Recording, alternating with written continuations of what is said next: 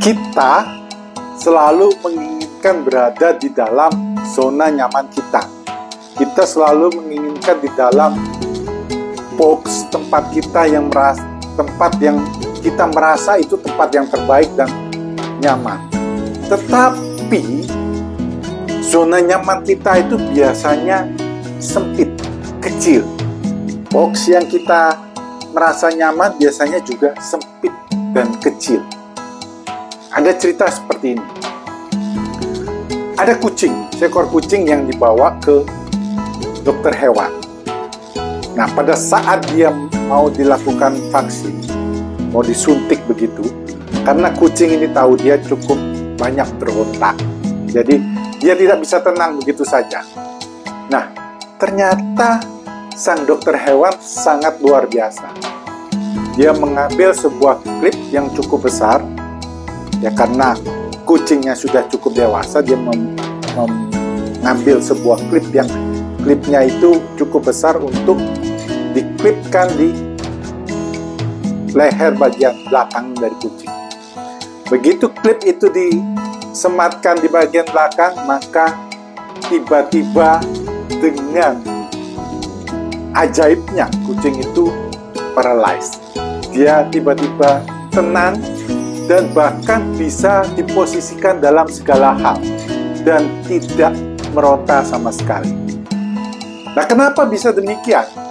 Karena pada saat kucing itu dulunya masih kecil, ibunya yang merawat selalu membawa dia dengan cara menggigit dengan tidak terlalu keras ya.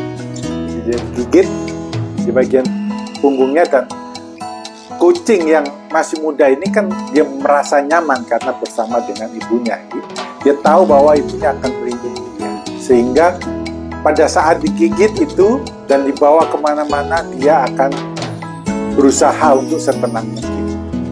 Nah, itu terbawa pada saat kucing itu sudah dewasa. Jadi begitu klip itu ditaruh di punggungnya, maka kucing itu akan tenang.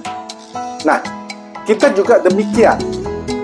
Kita tidak bisa menjadi yang terbaik apa yang bisa kita mampu kalau kita selalu berada di zona nyaman atau dalam klip itu. Kalau klip itu menjadi bagian yang nyaman pada diri kita, maka kita tidak bisa menjadi yang lebih baik dari apa yang kita bisa. Kita merasa ini sudah cukup. Padahal belum tentu. Karena mungkin saja kita bisa melakukan hal-hal yang lebih luar biasa dari apa yang sudah kita kerjakan saat ini. Sehingga suatu saat nanti, kalau kita sudah memutuskan untuk mendobrak klip itu, untuk mendobrak zona nyaman kita, untuk mendobrak dari kardus kenyamanan yang kita tempati, maka kita akan menemukan hal-hal yang luar biasa dari diri kita. Seperti halnya sekarang ini, saya adalah orang yang sangat memalu untuk melakukan hal-hal yang seperti ini, berbicara di depan umum, apalagi membuat video seperti ini, berbicara dengan kamera ya, tapi saya cukup yakin pada saat nanti diposting kan ada yang mendengarkan.